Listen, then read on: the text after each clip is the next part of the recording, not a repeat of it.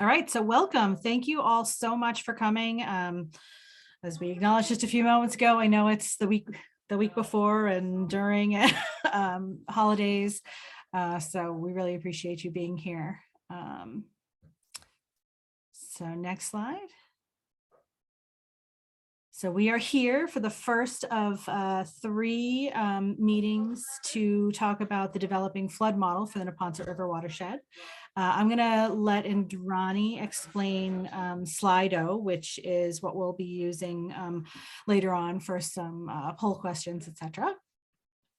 Yeah, sure. Thanks, Carrie. So we're using this meeting to solicit feedback and input from you on a few questions, please.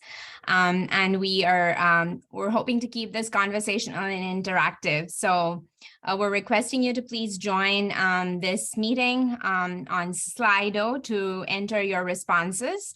You could join it in a couple of ways. Type in slido.com on your browser, on your laptop, or on your phone browser. You could also just do the QR code with your phone on the screen as you have it. I see a few of you doing that. And the access code there is NepRWA for NepRWA. Thanks, Indrani.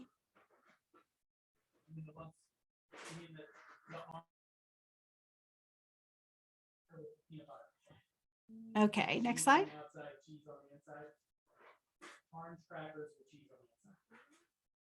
So we do hope to get through quite a bit, but as Indrani said, we'd like to keep this pretty interactive, and we will get you out of here by 2:30. So just a reminder, I want to thank all of you for partnering with us on this project, and a special thank you again to the town of Dedham for agreeing to be the fiscal agent. Everybody has been great in getting their data to us so that we can really get started, and we really appreciate the cooperation. Excited to have you here. Next slide. So first, we just wanted to do a really quick overview of the status of some of the core elements.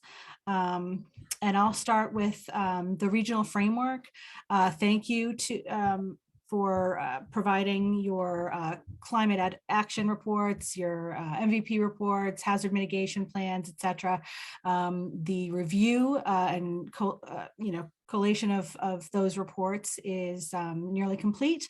We'll have a first draft by the end of this month, and we'll be creating a report that shows the overlapping priorities for climate adaptation work.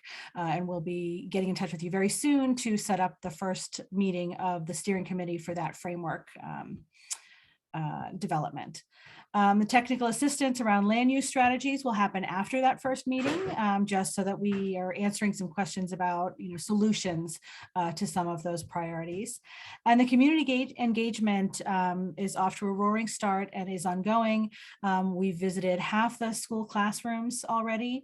We held an environmental justice focus group just 2 weeks ago. And we have mapped a lot of DEI stakeholders, as well as other sort of civic organizations that we hope to mobilize moving forward. And we'll continue to add to that, but we think we've got a great list so far. And now I'll turn it over to Jenny or Indrani to go through some of the other core elements. Thanks a lot, Carrie. So we will jump into sorry, I think, Carrie, you had one other slide on the project goals. Oh, right. So again, just a reminder, we're trying to develop this tool, a shared understanding. We're trying to really engage watershed residents, provide Dedham with some specific solutions that can then be used and modeled elsewhere throughout the watershed. And we want to strategize for collaborating on regional solutions to climate adaptation.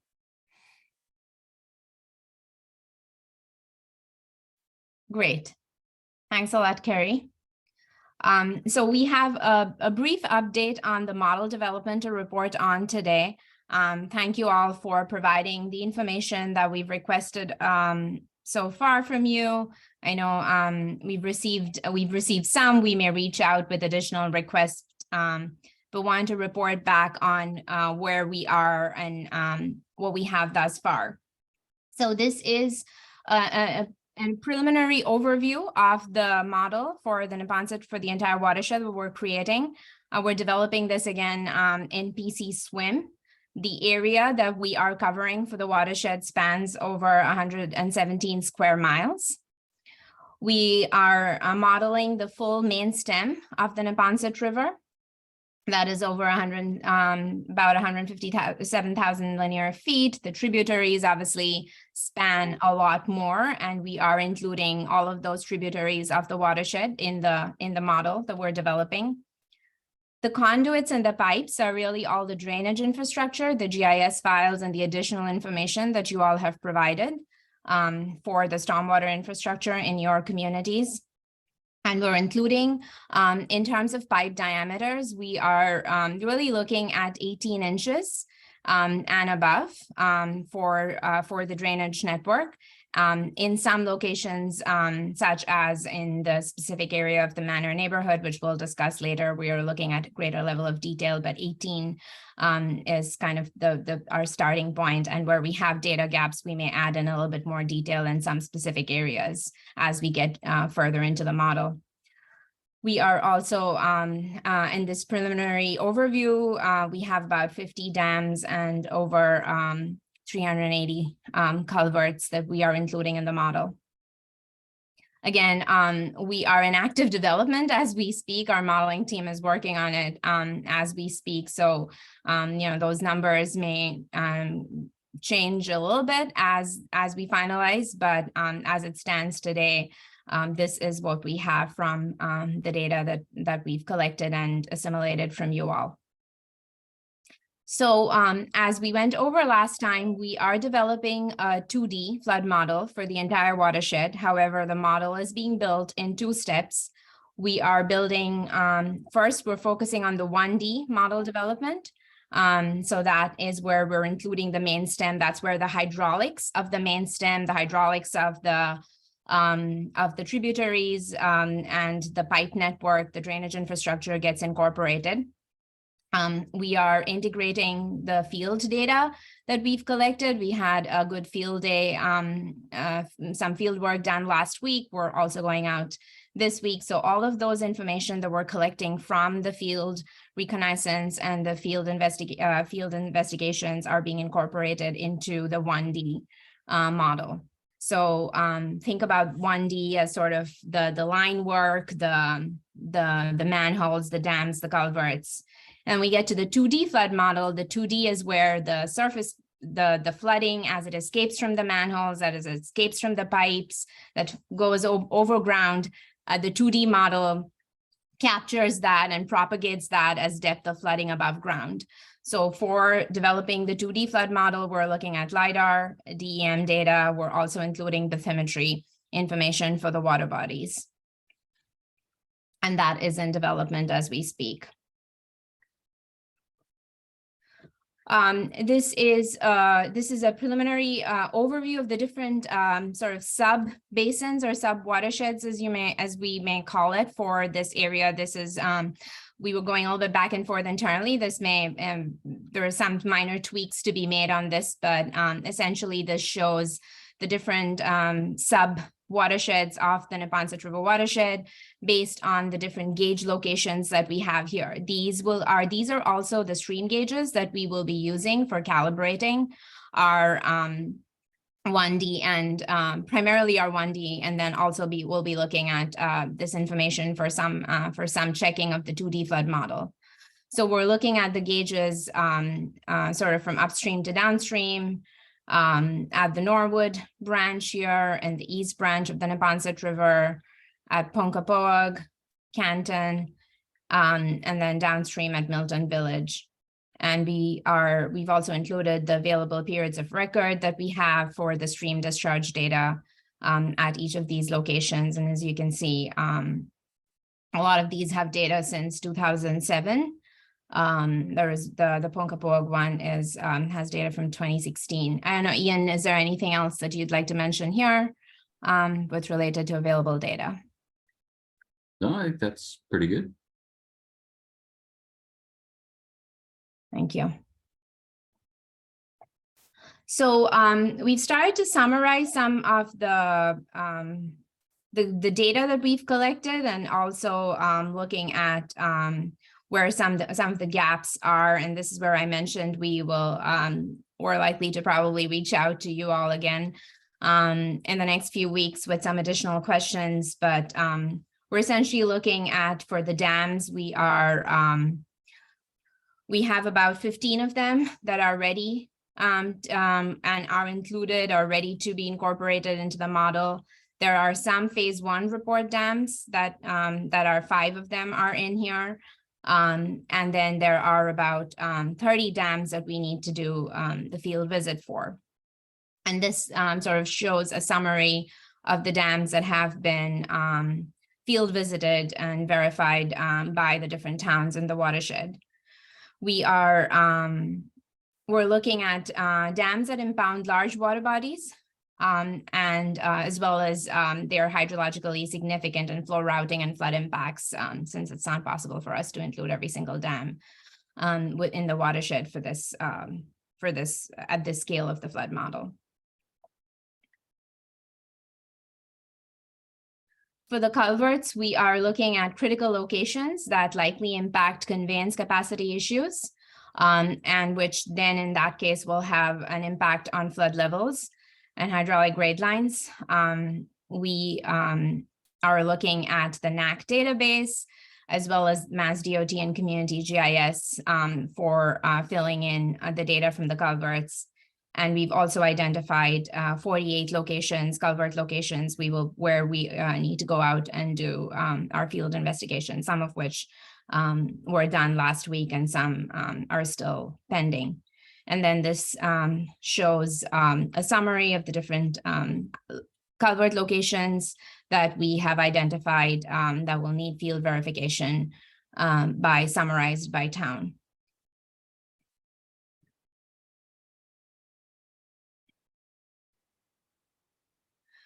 Moving on to the closed drains, the drainage infrastructure, again, we're looking at the larger diameter pipes, as I mentioned, 18 inches and above.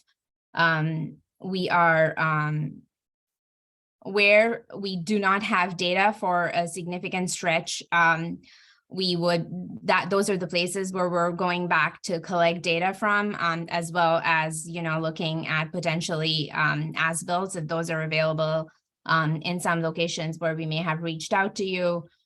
Where there is data available on either side, we'll be resorting to doing some kind of interpolation to come up with gaps, and making some professional judgment there, since it is not possible for us to visit all of those locations, but we have identified about 20 locations where we will be doing measure downs, looking at inverts and so on.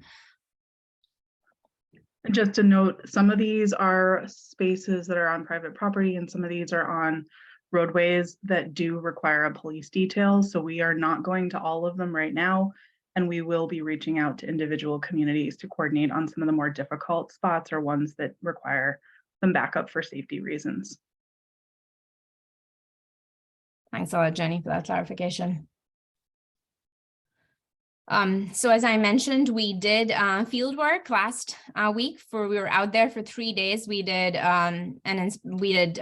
visited about 88 structures in the last 3 days. That spans about 46 dams and 42 culverts.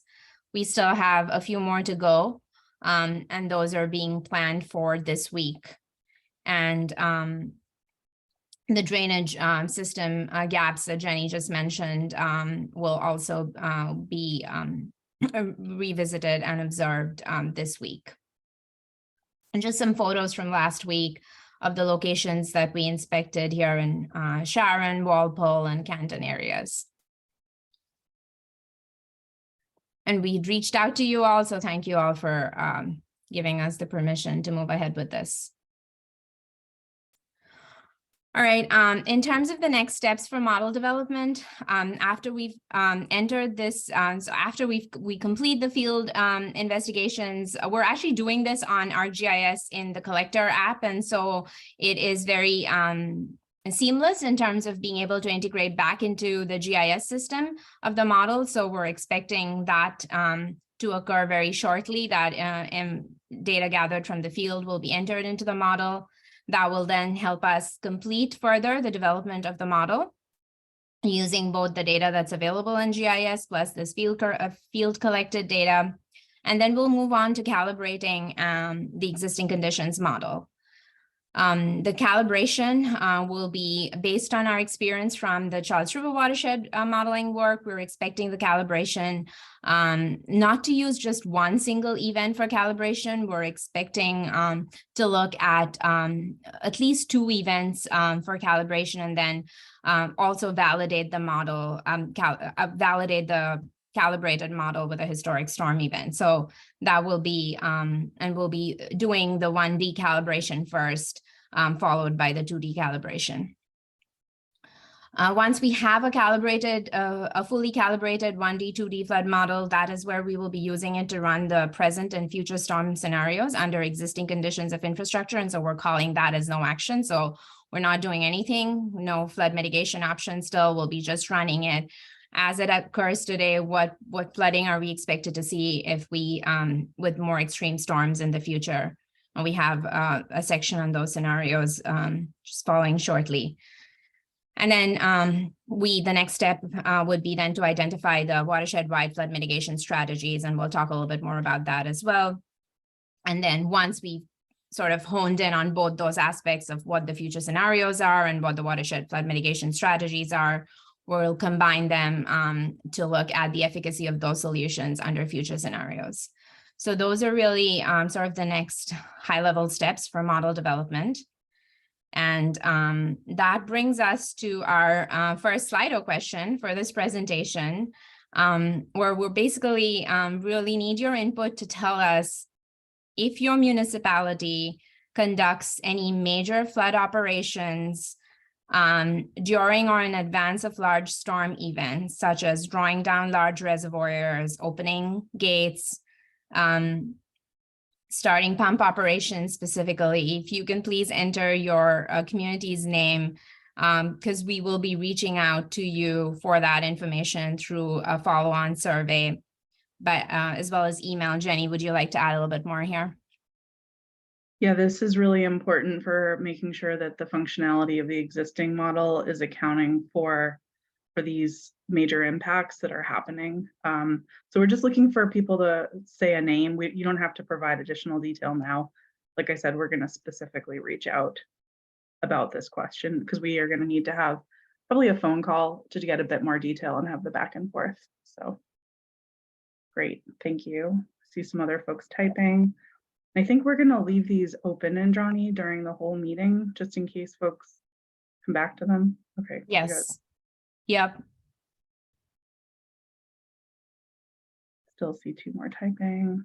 Okay. Great. Any specifics you want to get about the person to reach out to is helpful. Okay.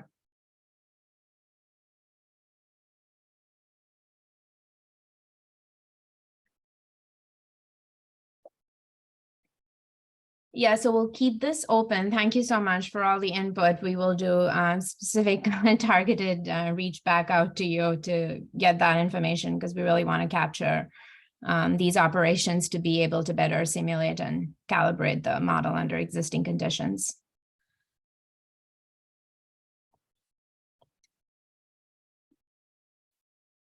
Okay. Well, I think we can move on, Indrani. Nobody else is typing. Okay, Jenny, can you also confirm, please, that if I move on, the survey still remains activated? Yep, yes. Okay, great, thank you. And then we popped in another Slido question, which may look familiar to you all. But based on what you all heard again today on where we are with the model development, and now being a few months into this project, we'd like to revisit this question and ask, based on what you've heard so far, what would your primary goal be for use of this model and its output as it's relevant to you and your community?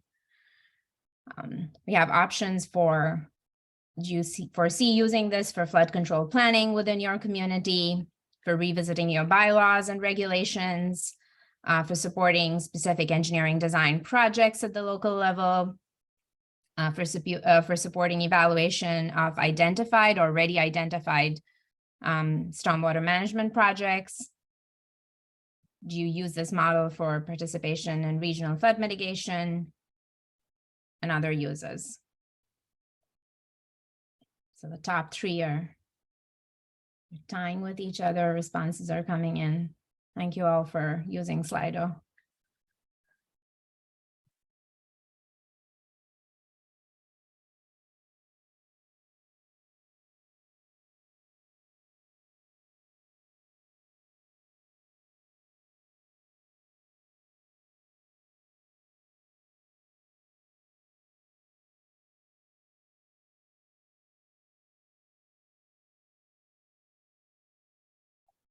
I don't see any more typing. Indrani, do we want to? I'll leave it open for a second. Yep. And we are leaving it open, correct? Like the questions don't close out when I move on? We can do one at a time. So I'll leave this one open for a minute so you can show the comparison. Okay, great. All right, so we had asked this question last time at our meeting as well.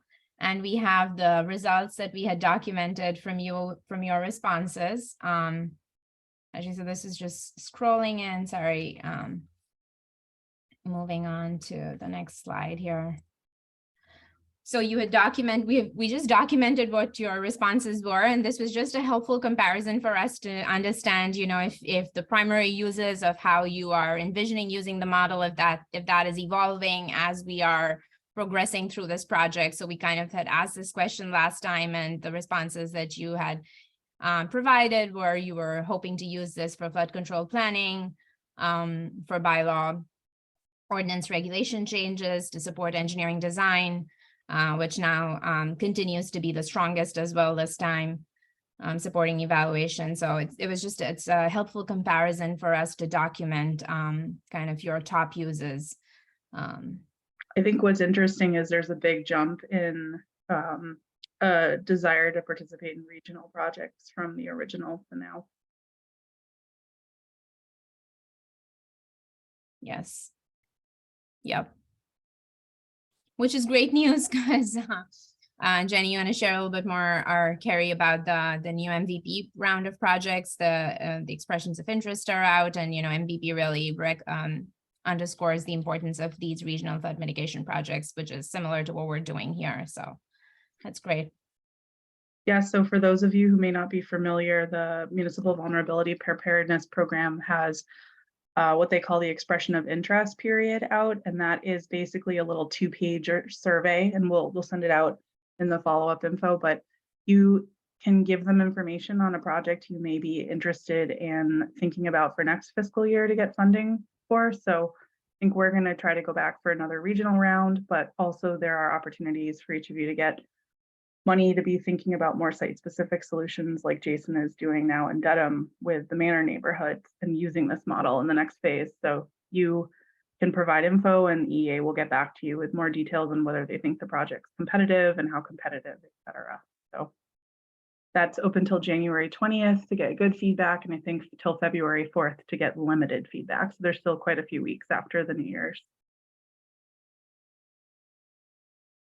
Okay. I think we can move on, Indrani. Yeah. Yep. All right, that's you, Jenny, reporting on flood issues. Yeah, so we've mentioned you guys have given us tons and tons of information, both to us and MAPC and NepRWA. We've gone through all of that in detail as well, thinking about what is flooding, where is the flooding happening, what are the causes of the flooding. We've mined your hazard mitigation plans, the MVP summary of findings reports, using the FEMA mapping. Some of you gave us drainage studies, which was helpful. A few communities filled out. We had a little survey that was about specific flooding. I think it was only Dedham and Canton who responded to that. It was just a little 2-pager. And then we found some miscellaneous plans that have additional details. And Indrani, if you can move on, we can just remind folks. Oh, I didn't mean that to animate. I apologize. It animated. But we also have the flood insurance and disaster claims from previous MAPC planning. Some of this is more specific, and it's really helpful to say, oh, in this intersection, it floods this much with this type of storm event.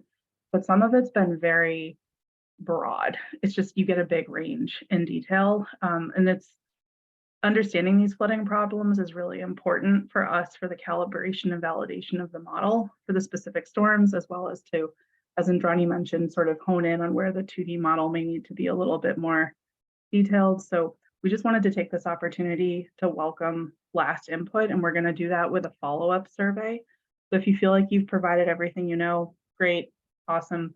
But if you maybe didn't get the right people engaged or want to look through, what we have so far, have a discussion, we just want to make sure we've captured all of the things that you know. So I think, Indrani, you were going to show the flood map viewer and just kind of show. So we've taken the information folks have provided. We're working in an online flood mapper. And this is similar to what ultimately was a deliverable for the Charles River watershed, right, Indrani? Correct. Yep. So yeah, I'm just going into the layer, Jenny, that shows the observed flood hazard areas based on the input that we've received. They're circled in red here. Let me know if you need me to. No, it just kind of illustrates there's only a smattering of specific locations that have been identified.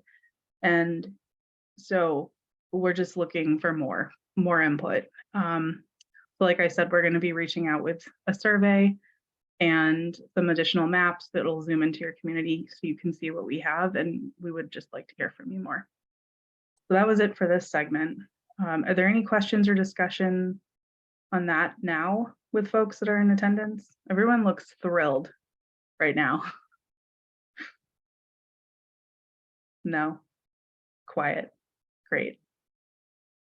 I'll take quiet. That's fine. We can come back to this web application again, but like this is work in progress. So we're hosting this web application on NepRWA's website, on NepRWA's online GIS. Right now, only the project team, meaning NepRWA and West End Sampson, has access to this. I think MAPC has access as well, but if it makes sense for this to be shared to this project team for viewing, Ian, I'm looking at you to see if if there's a way to it could be made possible, I think, for sharing and interim viewing.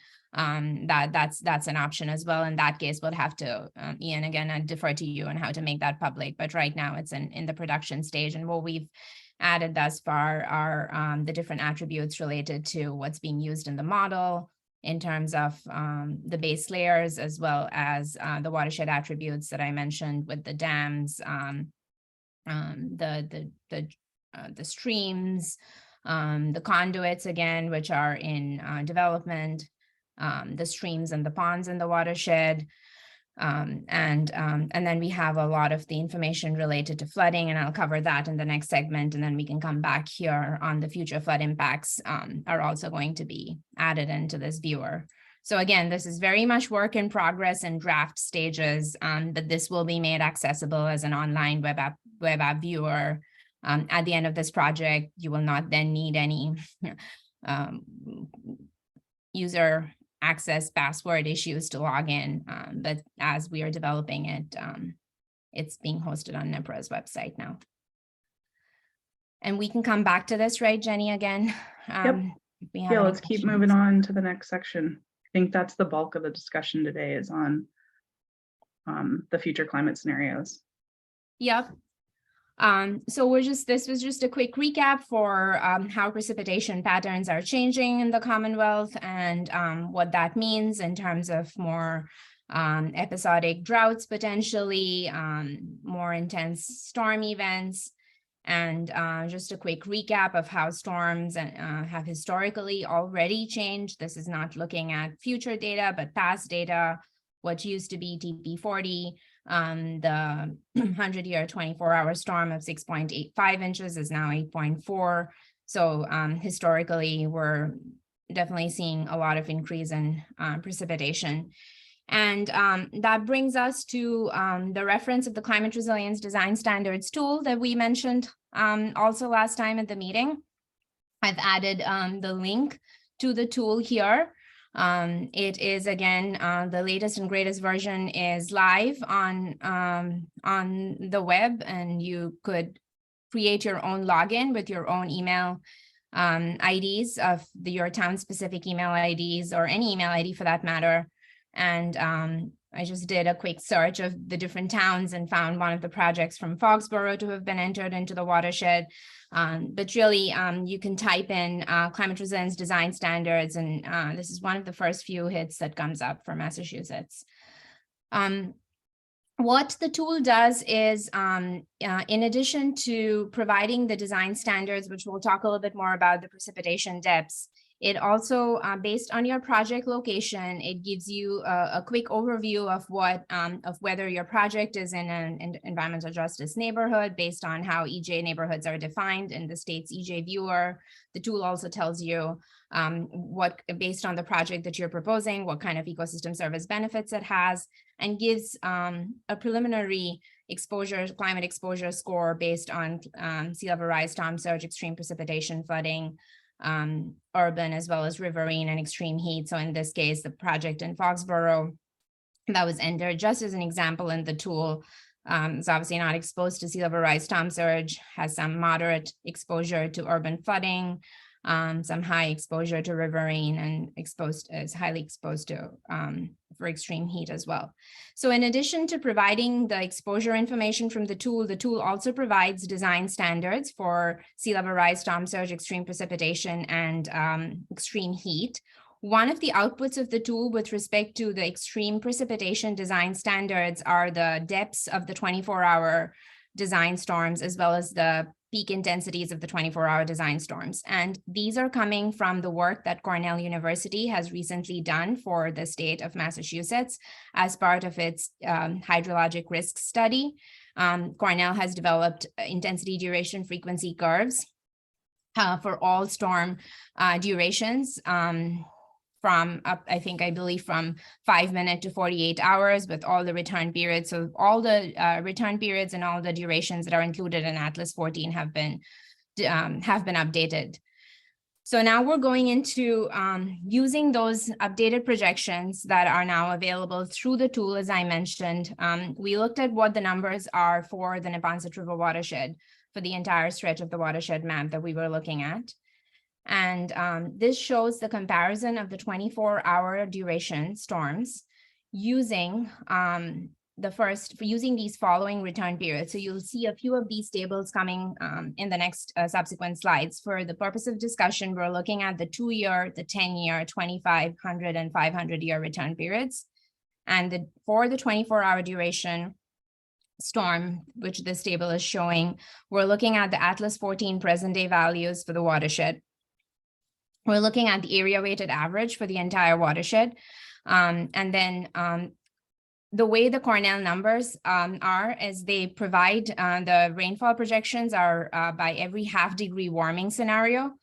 So Cornell has also done another sort of parallel project that shows what the projections for annual temperature changes are likely to be for the Commonwealth, and those are 2-degree, where the state is expected to experience a 2-degree warming scenario based on localized projections that the state has adopted by 2030, about a 3-degree warming scenario by the 2050 planning horizon, 4.5-degree warming scenario by the 2070 planning horizon.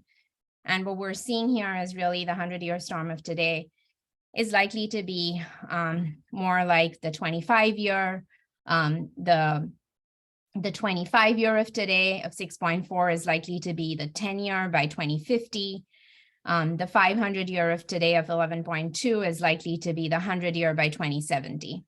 So these are some of the projections that we're seeing for the 24-hour duration storms. Along with the numbers, Cornell is also providing a raster distribution of the storm depths across the watershed. So what you're seeing here are how the storm depths are likely to be distributed for the 24-hour, for the 10-year 24-hour storm for the following planning horizons: 2030, 50, 70, left to right. The colors here correspond to the different depths of storms. So by 2030, most of this watershed is likely to experience for the 10-year about within this green of 6 to 6.5. As we move on to 2050, some portions are likely to see higher increases of 6.5 to 7 based on the projections from Cornell. And then by 2070, all of this watershed is likely for the 10-year storm expected to be within this darker orange of 7 to 7.5. And these maps will also be made available through the viewer for you all to take a closer look for your community. As I mentioned, the numbers for Cornell are also available for the other durations, storm durations. We talk a lot about the 24-hour duration storms, but the other storms, the 2-hour duration storms are also shown here. We're seeing a similar story in terms of the 25 of today being the 10 by 2050, and then the more intense storms such as the 500 being more like the 100 by 2070. And again, all of these numbers are very specific to this watershed, and we've pulled them by looking at the area weighted average for the entire watershed using the map that we had. And so this is the 6-hour design storm that we're looking at. So it's a lot of numbers, and you'll have these slides again to look at specifically what these are. But as I mentioned, it's being able, the new projections give us the ability to look at both shorter and longer duration storms. So we also have the 48-hour duration storms for the same return periods for the 3 same planning horizons. And again, consistently an exacerbation in terms of magnitude and frequency for these storm events. We just wanted to give a quick recap of what are some of the pros and cons of using and looking at some of these events, not looking at the others. So just a quick recap here for the 24-hour duration storms. We would definitely like to take a look at the 24-hour duration storms because they're consistently used as a basis of design to assess level of service requirements. However, that is just one storm type, as we know. The shorter duration storms, they often drive the local scale effects. So when we are interested in doing a very detailed, specific flood mitigation project at an area, specifically an area that is known to have inlet capacity issues, we'd like to look more at shorter duration storms. When we look at shorter duration storms at the level of detail that we have at 18 inches diameter across the watershed, we do not think doing shorter duration storm runs at the watershed scale is very effective because we're not able to incorporate the level of detail of every single catchment, of every single catch basin at the watershed scale. The longer duration storms, excuse me, serve as a stress test for our watersheds, usually looking at large ponds and wetlands. However, they're irrelevant in watersheds with little storage, which often occurs as a result of unusual storm patterns. Back-to-back events have a similar effect on being able to look at this, looking at stress test of the effects of back-to-back events, specifically the types that we get in the spring months. And then, however, to model them effectively, we would need to have a better understanding of the soil conditions. And so the antecedent moisture conditions are often critical in being able to correctly simulate back-to-back events. Historic storm events, as we know, resonate a lot with the communities and the public, the stakeholders, because we're able to identify our personal experiences with a historic storm event. However, sometimes those could take longer to simulate. We do event-based simulations, whereas those types of storms sometimes require more continuous model simulations for a longer period of record. So just wanted to remind this group of some of the pros and cons for looking at these events. And before we move on to getting your more input, we just wanted to situate you to the fact that this project will not just be looking at inland flooding impacts, but will also be looking at some of the coastal flood impacts. for the portion of the watershed that will be tidally influenced more so in the future. So what this map is showing is the blue is the main stem, the Neponset River as we see it today. The lighter purple here, or the violet, is the extensive flooding from the 2030 1% or the 100-year storm from the Massachusetts Coastal Flood Risk Model. And the darker purple is that same storm event by 2070. So portions of this watershed are likely to see both, are likely to experience both inland as well as coastal flooding from some of these more significant coastal events in the future. And these layers are also being used directly by the state, but we've sort of brought it in the viewer so it's easier to see. This is a similar comparison, but for a 0.1% storm event, which is a 1,000-year storm commonly called. And again, the lighter blue here corresponds to the 2030 and the darker blue corresponds to the 2070. And that brings us to a comparison of which planning horizon would you be most interested to look to consider for this effort. And before we open the poll question, again, I want to remind you of some of the pros and cons of the different planning horizons. So the 4 different planning horizons are now available for the state. We're looking at 2030, 2050, 2070, 2090.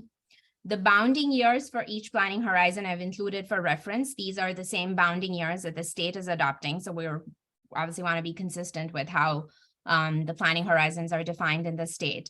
2030 is consistent with other state and regional planning efforts, but it's really too imminent. It's almost present day. 2050 is considered with recent state planning efforts. 2050 is a planning horizon that was not available earlier, but is only available now. But it hasn't been used in nearby watersheds, such as in the Mystic River and the Charles River watershed. The 2070 planning horizon is definitely consistent with a lot of state and regional planning efforts. It's also that is the planning horizon which falls within the useful life of infrastructure, of new infrastructure as we're designing it today. But one of the cons is it may seem a bit too far out considering the longer range planning horizon. And as we go that far out, there are more uncertainties associated with future climate scenarios, particularly the greenhouse gas emission scenarios tend to diverge as we look farther. And the farthest planning horizon that we have some data for is the 2090 planning horizon. We have Cornell data available for that, but really don't recommend using that too much because it's really too far out. And also coastal flood information is not available for this planning horizon for the state as it stands today. So based on that, we'd like to get your input on, sorry, I think Jenny, we may have forgotten to remove the test here of, we were internally testing to see. We don't want to bias the poll with our response here. So please disregard the input, but actually no, two people took it ahead. I had it open early. So some people are actually following along on their phone. That's all. Okay, Yep. great. You guys are all ahead of me. Which planning horizons would you like to consider for this model? 2030 to 2070, 2050, 2070. And Ian, I see you have your hand raised. I was just going to suggest that was a lot of information. And I just wonder if people have questions before they try to express their judgments on the various issues that were raised, which hopefully is not going to mess up your timeline for this meeting. Nope, not a problem. Jason asked in the chat, why not 2030, 2052 as an option? And Johnny, we had talked about this morning.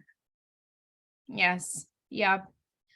And I think we can bring that back, Jason. Our initial thinking there was 2070 just consistently has shown up in a lot of the planning efforts. So if we're kind of trying to compare with other concurrent regional and state planning efforts, it'll be helpful to have that 2070 benchmark.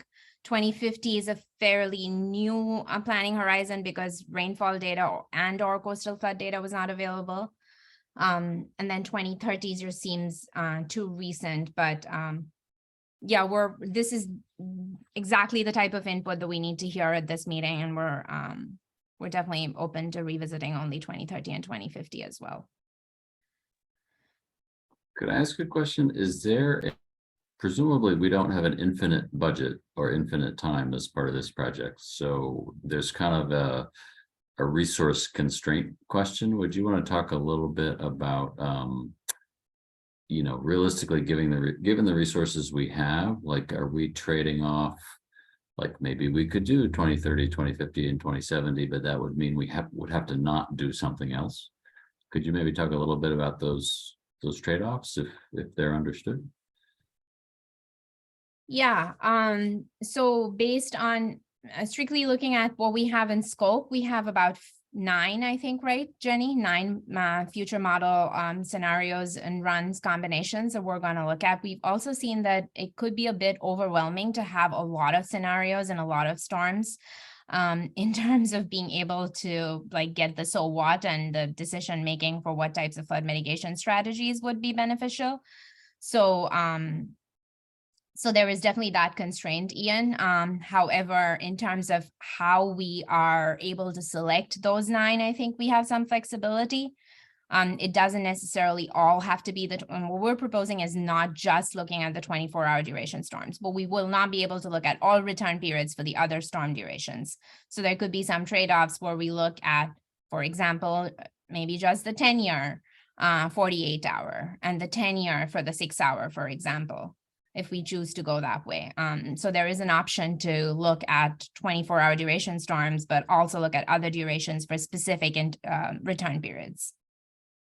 So the more return planning horizons we pick, the less storm events we could run is basically what Indrani is saying. Jason, you got a follow up? Yeah, thank you. I'm only asking because I'm thinking, you know, forward ahead several years when there might be a potential where Mystic, Charles, and the Ponce all come together to kind of interstitch their data and their models. Wouldn't it be easy to help, you know, obviously with money, but to have Charles and Mystic do a 2050 since you have a lot of the data that you could just, you know, probably be a short order to get them that data, because that one seems the most important because it's not too far off, it's not too close. It seems like the most representative of a community that is looking to plan for future events.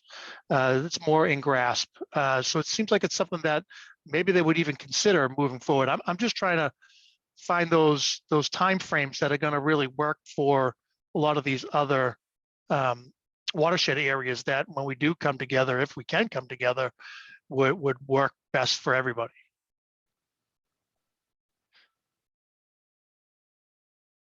No, it's a really valid point, Jason. I don't think, feels like there's not a quick answer to that, right? I mean, it's, yeah.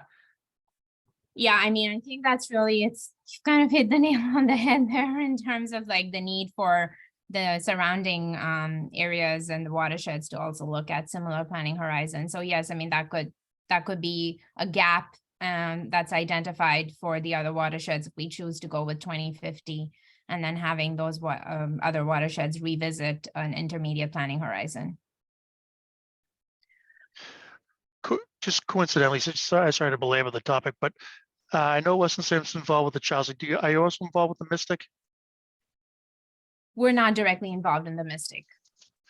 All right, I was hoping to get them all in one whack where you could talk to the other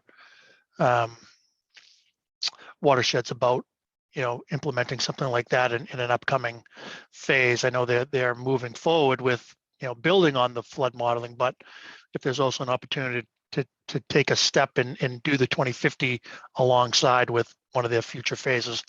I don't know, maybe Ian can speak, if you have any close contacts or any relations with them, just to get them to think about it. Yeah, we're certainly friendly with our colleagues on the Mystic. So, and I don't want to interfere with Martin, but I think, Jason, you raised a really interesting point, whether, you know, thinking of these 3 time periods, 2030, 2050, 2070, to me, I sort of feel like, oh, let's, you know, keep on the same wavelength as everybody else. But I'm curious if other towns feel like the notion of 2050 as a planning horizon really resonates in a different way than 2070.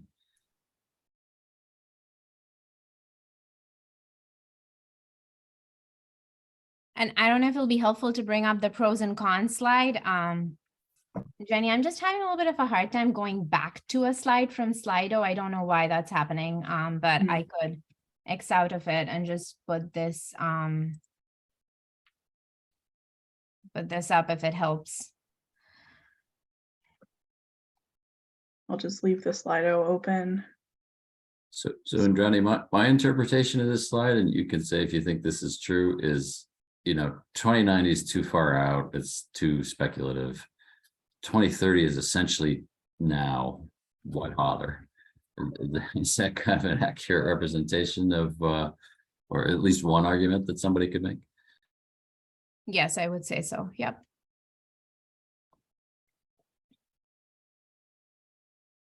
And I think Martin had his hand raised there. I was just going to say, I second that motion with Jason. As the regional agency, we've already begun to, we've taken notice that the other two watersheds have done modeling, and we've already begun to think about beyond this particular project and the one that we're working with currently in the Charles. We're not as immediately involved in the Mystic at a higher regional level. It just seems like these three, as you all know, are the Boston Harbor watersheds put together. And it would just make a whole lot of sense. I don't know what if that specifically means, people should seriously think about 2050, but one way or the other, this idea of once all this wonderful work is done in each of the watersheds, to have a way to aggregate and to look at a larger regional scale, I think would be useful to folks in each of the watersheds, but also may help each of you leverage more work and resources to come in the future when you kind of like combine your forces and combine your clout vis-a-vis state programs and et cetera. So I guess I'm just putting in a me too. I like the idea. I don't know if it means you really ought to think about 2050 or not, but one way or the other, I think that we should be thinking further ahead down the road. And I love the fact that Jason brought that up.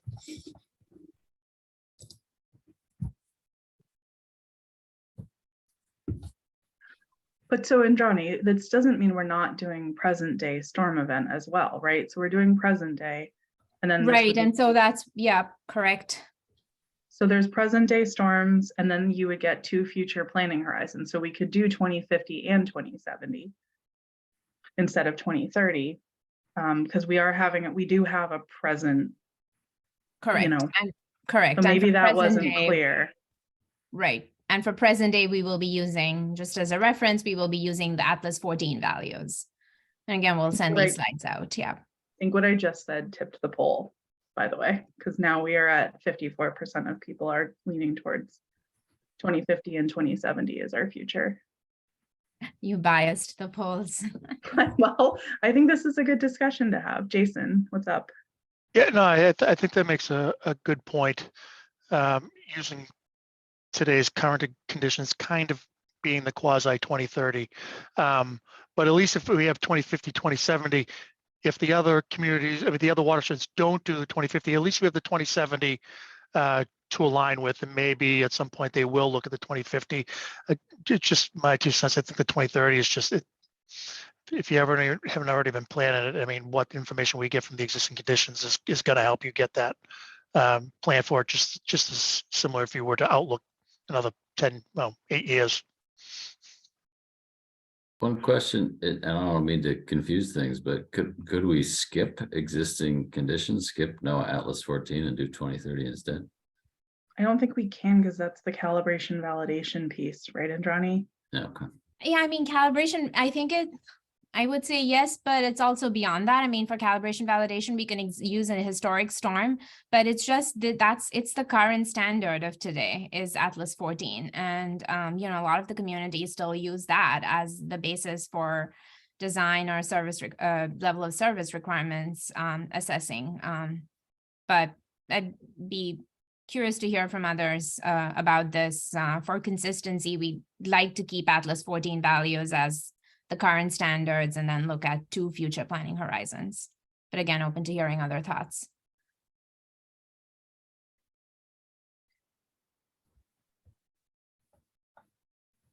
We will, like I said, we will be sending a follow-up survey on this, so you can have time to think about this, give another answer. That we're not taking the final, this polling is to give a sense and help facilitate the discussion at this time in the meeting, but there will be a final survey as well, so you can take some time to think about it and write back.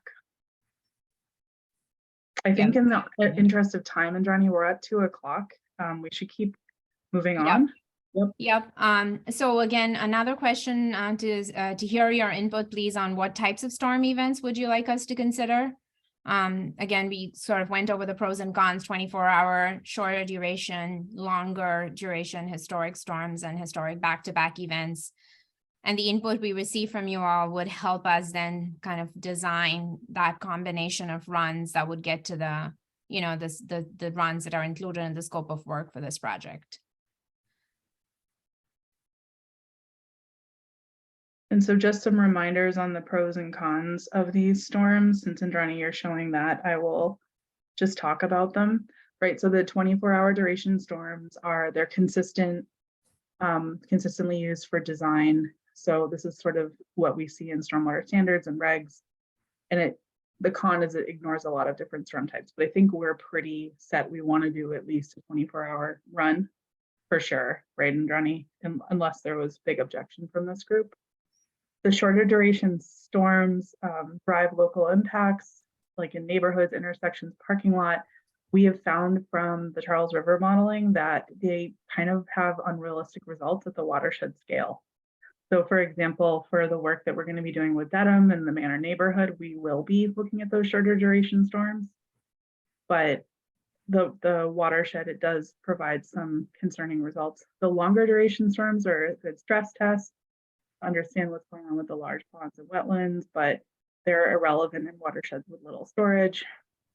The back-to-back events are also, as Andrani mentioned before, sort of a stress test, but we run into challenges with modeling reliably modeling when there's sort of pre-saturated soil conditions. And the historic storms are great for public outreach and they can represent worst case scenarios and people can kind of remember them, but they often are unusual storm patterns and have long model run times. So nobody's interested in historic storms, huh? Which I will say is, okay, and then we saw interest, which I will say is a difference from the input we had received in the neighboring watershed and Charles. There was a lot of interest with Ida happening, you know, in September of 21. You know, some communities here as well experience that flooding, I'm sure. So. And Jason had a question about short duration. Does short duration include short-term high intensity? Yes, it will be shorter duration and higher intensity. So we will be looking at we're actually proposing to use Atlas 14, the new storm distributions that we have from Atlas 14, and that goes to that more peakier distribution of peak intensity. So yes, we'll be looking at higher intensity, shorter duration storms. We look at the 2 and the 6. Can I ask a question about the short intensity storms? I mean, I do think those are pretty interesting. I mean, this is kind of like what happened to Norwood Center a couple of years ago. But I guess one question I have is if we can't I mean, to say that we can't model them effectively at watershed scale, you know, we're not like the Norwood event, for example, you know, it was catastrophic in Norwood Center, but it was, you know, barely a blip in terms of the river. So I'm just trying to picture how you would model that. I mean, it's almost like with those storms, you're not interested in modeling what happens in the river. So, you know, can you just model like the first hour of it and be done and sort of see what happens in every downtown? I'm assuming the answer is no, otherwise you'd be suggesting that. But do you want to talk about that a little bit more? The level of detail, Ian, that's needed to effectively model a higher intensity, shorter duration storm, the level of detail that's needed for the drainage infrastructure per se is very high. We would have to actually include every single catch basin, every single lateral connection, going down to the 12-inch, possibly the 8-inch connections, because it's really for the higher intensity, shorter duration storms. It's not about if the pipes can convey it, it's really about the water being able to get into the catch basin. So it's an inlet capacity limitation. If we don't have if that is not effectively factored into the model, with that storage of the ability to capture the water through the inlets, we will not necessarily be able to replicate, you know, what happened in July of 2020 in the Norwood area. So it makes sense to do that at a smaller site-specific scale, if you will. So we can consider looking at that in the Manor neighborhood area, but looking at it at the watershed-wide scale will not provide meaningful results because we don't have that detail. I mean, it sounds like that's a strong argument for that sort of analysis to be, you know, a phase 2, and maybe you do, you know, one project in every town as a regional effort in, you know, the area that is of greatest concern for that sort of thing. And then my other question is there, you sort of, I think you nicely enunciated kind of like the resource trade-offs for the storm return periods. What are the resource trade-offs here? Like, are we, I mean, seems like people are leaning towards 24 and 48. But are there, you know, if we add something, do we have to drop something or what have you? Like how many of these can we pick, for example? I think we can get a little bit creative with the historic storms per se. We can include those in our validation events as validation events. So once we calibrate the watershed-wide 1D, 2D flood model, when we run a validation event we can pick a historic storm event that also was, you know, something that people remember from the past, such as maybe September of last year from Ida. So we could get a little bit creative there. And then maybe we can look at one of these storm events in the site-specific area of the Manor neighborhood area, and for the watershed-wide strategies, look at some 24-hour duration storms, return periods, and possibly a smaller set of return periods for the 48-hour duration storms to get to the, you know, the number of runs that are included in the scope of work.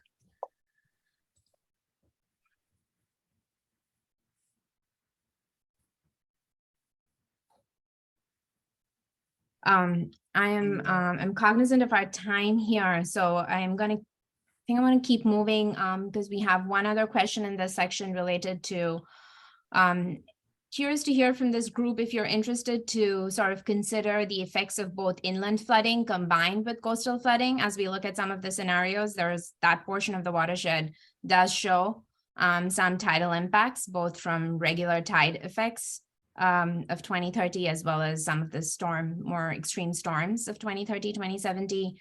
If there is an interest to combine some of those scenarios with inland flooding, so we could look at a 10-year storm rainfall with a 100-year surge.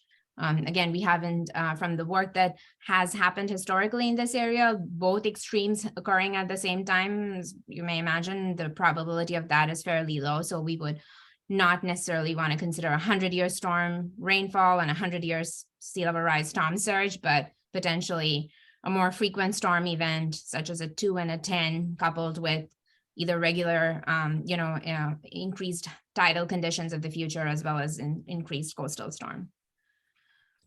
So seems to be a resounding yes there. So I think we're going to take this input and at least propose some better, clear options too, so people can kind of react to the final numbers so that we're within the scope, but you'll see what you're going to get. So we'll do that and get organized and share that back with folks. Yep. So we're getting close to the end. I know you guys have made it through a whole hour. Thank you. So we just wanted to talk a little bit about the flood mitigation strategies, and this will be a longer discussion at another flood meeting. So this is we're not going to get into depth here, but you guys remember from the first meeting, we asked you about nature-based solutions that you're currently pursuing in your community and what you might be interested in pursuing in this project. So I cannot see the words because I need glasses. I apologize. Time for me to get glasses. But the bottom line was, we heard from you that folks are really interested in green stormwater infrastructure, and that will definitely be a piece of, the solutions. But Indrani is going to talk a bit more about some of the findings from the Charles River watershed modeling and how this fits together.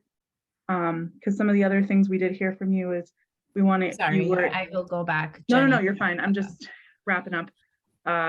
So reducing impervious surfaces, which sort of does kind of align with green infrastructure, and then thinking about floodplain reconnection, wetland restoration, and really not a lot of interest in reservoir management. So, Indrani, yeah, just talk, if you could talk through some of the findings and examples from running each of these individually versus kind of the benefits of grouping them and what we found from the Charles work and how that, I guess, makes us more effective in this project for you folks. Yep, so very quickly, this is a quick recap of the types of watershed-wide strategies that we use to evaluate the Charles River flood model. The categories are binned here in this first column. The second column here refers to how the strategies were modeled in phase 1 of the project, which occurred from 2020 through 2021, and then phase 2, which was the following year, how our thinking evolved and how we got a little bit more maybe strategic and more aggressive, if you will, in some of these scenarios. So we looked at green stormwater infrastructure. In the first case, we looked at only looking at holding up to 2 inches of rain. In phase 2, we looked at about 4.5 inches of rain, which is the 2-year of 2070 from 50% of all the impervious cover of the watershed. We looked at storing water using green infrastructure in large public sites. We increased that, made that to be looking at all large public buildings and parking lots, including both public and private, as well as allowing for the rooftop disconnection, looking at greater than 5 acres. And we were then trying to store the difference between the 25 and the 2-year storm. We looked at reducing impervious cover, initially 10%, didn't cause any change or very little benefit. And hence next year we looked at a 25% reduction. We looked at upland storage. Initially, we had a few sites. We added more sites, added more storage volume for potentially creating more upland storage. We looked at wetland restoration in phase 2, where we increased the existing wetland area around existing wetlands by a 20% increase. And then the next 2 categories were lack of land conservation. What happened if 50% of the undeveloped, unprotected land was developed, and that was too much. And so we dialed down to see what happens if 15% was undeveloped, of the undeveloped was developed. And then if those undeveloped land were being developed with some effective stormwater management techniques, which were then reflected in the regulatory bin by looking at more stringent stormwater management capture criteria, such as capturing the 25-year post-construction to be no less than the 2-year pre-construction, what would that be? And then looking at dam removal. Interestingly, when we looked at these scenarios, for the Charles River flood modeling project, we looked at each of these scenarios sort of independent of each other. So one at a time, we evaluated these scenarios and we compared it with the no action scenario. So existing conditions, no action, which is today's 10-year baseline, is this bar in green. And what we're reporting is the total runoff volume from the full watershed. Again, this is at the watershed wide scale for the 2070 10-year storm.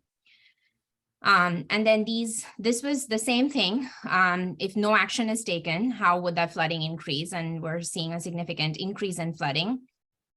And then all of these bars correspond to the different mitigation scenarios. So looking at green stormwater infrastructure storage, I know it's hard to read, but all of these scenario numbers correspond to the different scenarios that I had in the other slide. But really the take-home message is that none of these scenarios were really able to mitigate the impact of climate change. Like none of these scenarios were able to make the 10-year storm no worse than it is today. So we weren't able to anywhere meet the bar here for the present day 10-year storm. The one that got the closest was this scenario here, where if we captured the 2070 2-year storm, which was about 4.5 inches over 24 hours from half of the impervious cover, we were seeing sort of, the greatest in terms of flood reduction potential. And that sort of leads us to think that we should not be looking at strategies independent of each other in this watershed. We should be already thinking of how we can combine strategies that we've listed here opportunistically, one with each other. And that is where we would please like your input, your initial, again, thinking. Again, this is a lot to absorb. We understand and will be following up more, but based on what you've heard today, and knowing that green infrastructure is really going to be the norm of anything that we do based on the state standards, what combinations of watershed-wide strategies are you interested in evaluating with this model? In addition to green and stormwater infrastructure, because we heard that loud and clear, would you be considering looking at combinations of upland storage and dam removal, upland storage with wetland restoration, floodplain reconnection and wetland restoration, land conservation, and regulatory? Thanks a lot for your responses. And if anyone said other, feel free to put in the chat and what your other is. Did you do any modeling of combined strategies for the Charles and Johnny? We did not.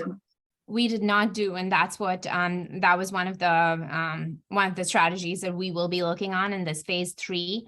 But having learned that from that watershed, we're hoping to create a jump start here by looking at combinations already in this phase.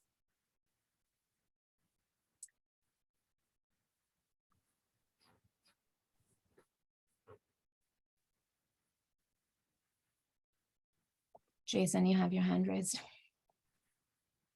Just a curiosity question.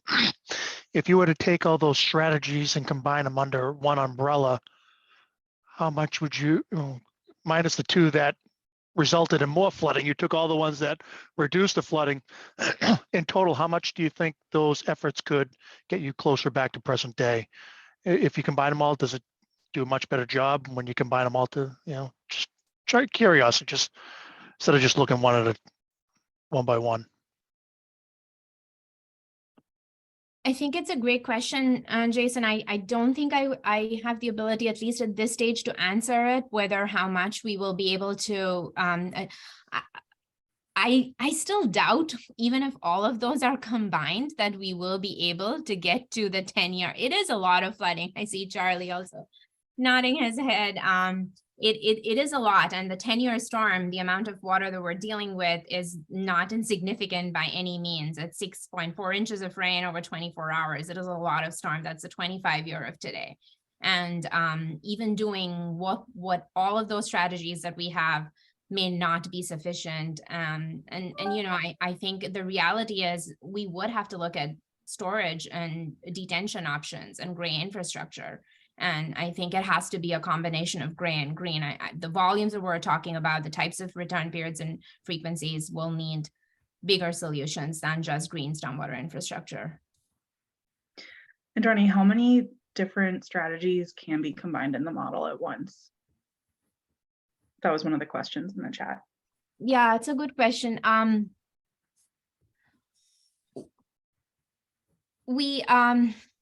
I think it depends on how and where we combine them.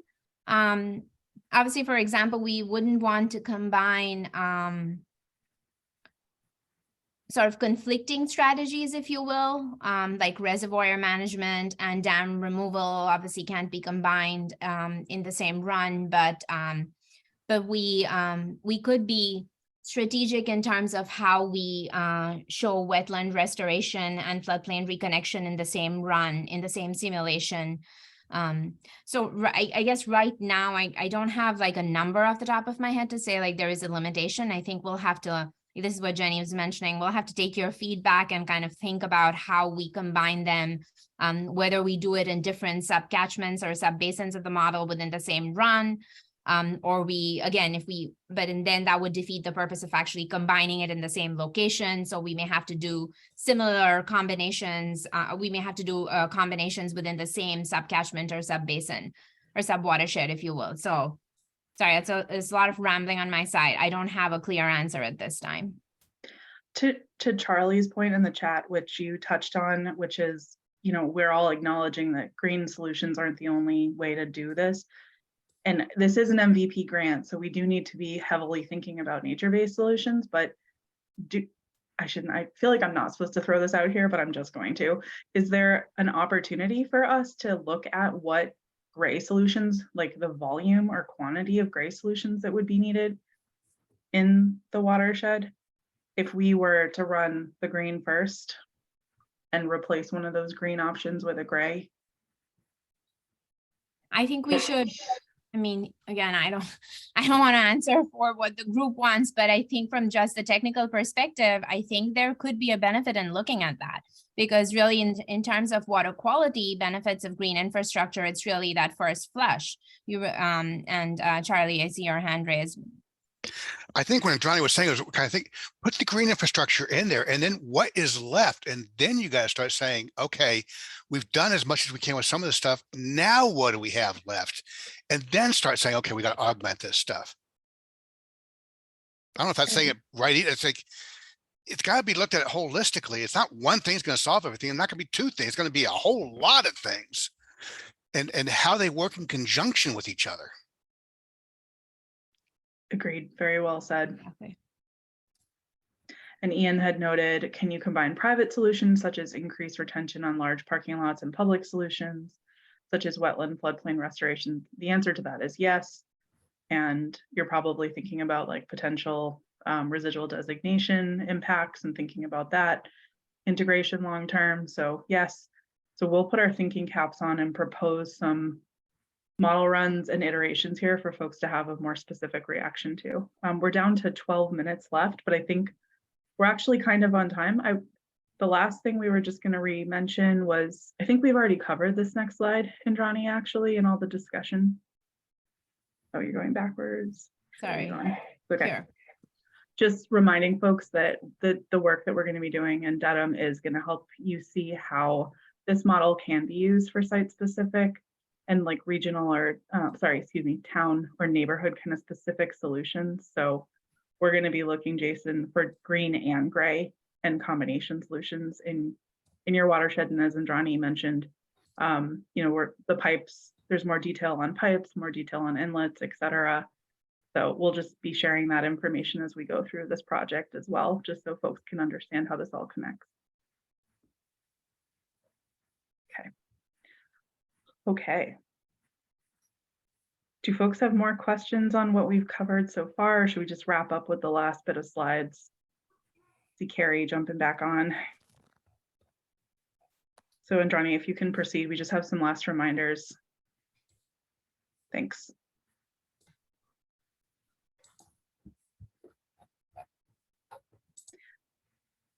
So like I mentioned, we're going to send out a post-meeting survey where it should come out shortly after this meeting with the slides.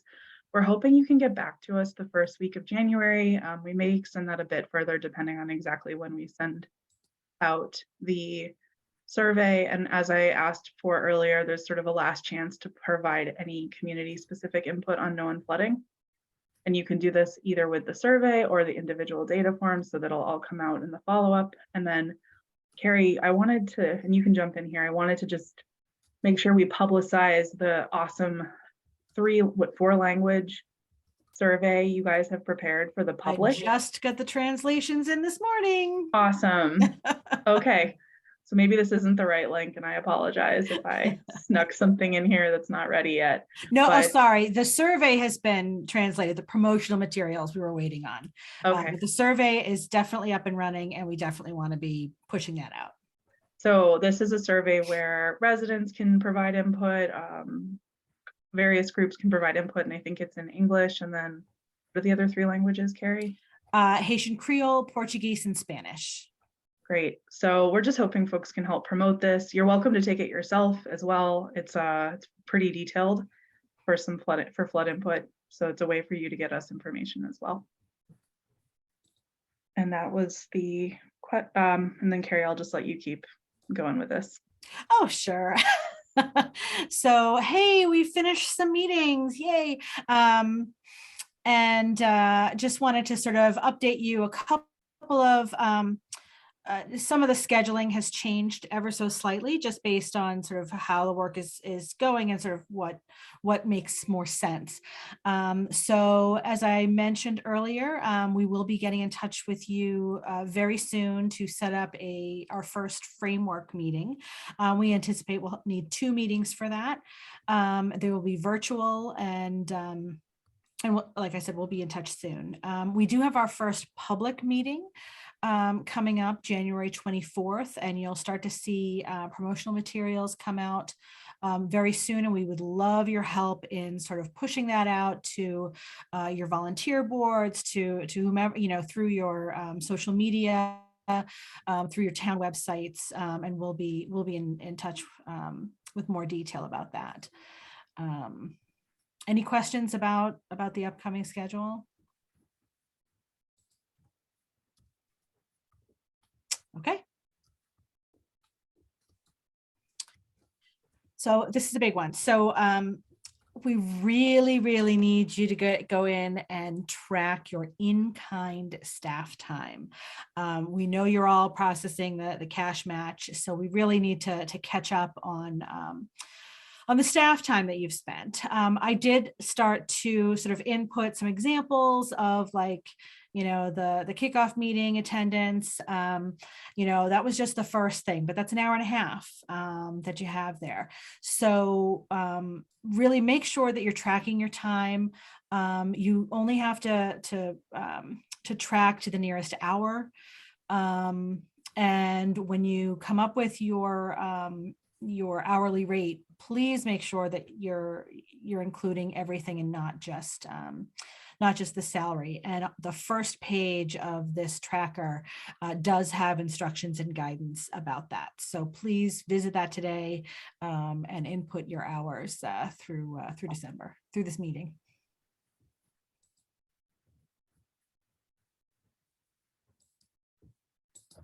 So I think with that, the idea was, does anyone have any last questions? Anything we didn't cover, we didn't get to in the chat? I think we got all of the questions and comments. Charlie has his hand up.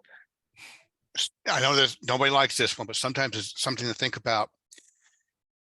When you think about this long term, is there flooding that's acceptable? What I mean by that is sometimes you have to wait for things to get in, and you may go from 18 inches of flooding down to 4 inches of flooding, and it may be there for an hour.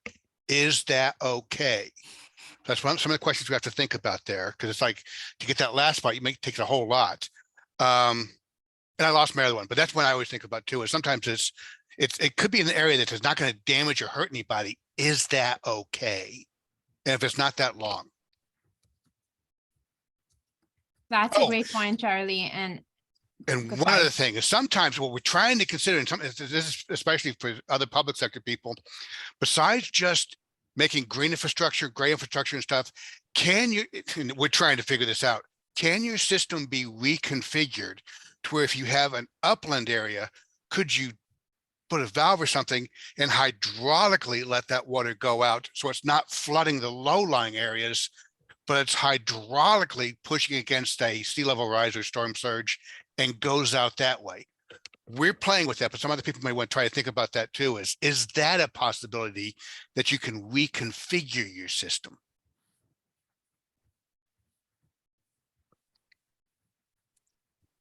It's also a good point, Charlie. As Jason said, we need the biggest bang for the buck, so let's explore everything we can. And the acceptable level of service, or the acceptable level of flooding, excuse me, is definitely something that we were considering or have been considering in our projects. And that's why kind of using the 10 years flooding of today sort of as, like, if we are able to make future flooding no worse than it is today for the 10-year storm, that could be a goal. So the delta is what we need to manage. And could we manage that delta by first looking at what we can do with green infrastructure, and whatever is the remaining of the delta, could that be looked at a combination of more gray and storage and detention options? Thank you for bringing that up. Well, that's the end of what we had for slides, and unless anyone else has anything else they want to say, I think we can all move on with our days. All right, thank you again, everybody, for coming in, being with us, and we'll send out the recording and the survey as soon as possible. Thank you. Thank you all. Bye, Happy thanks, everyone. holidays. Thank you.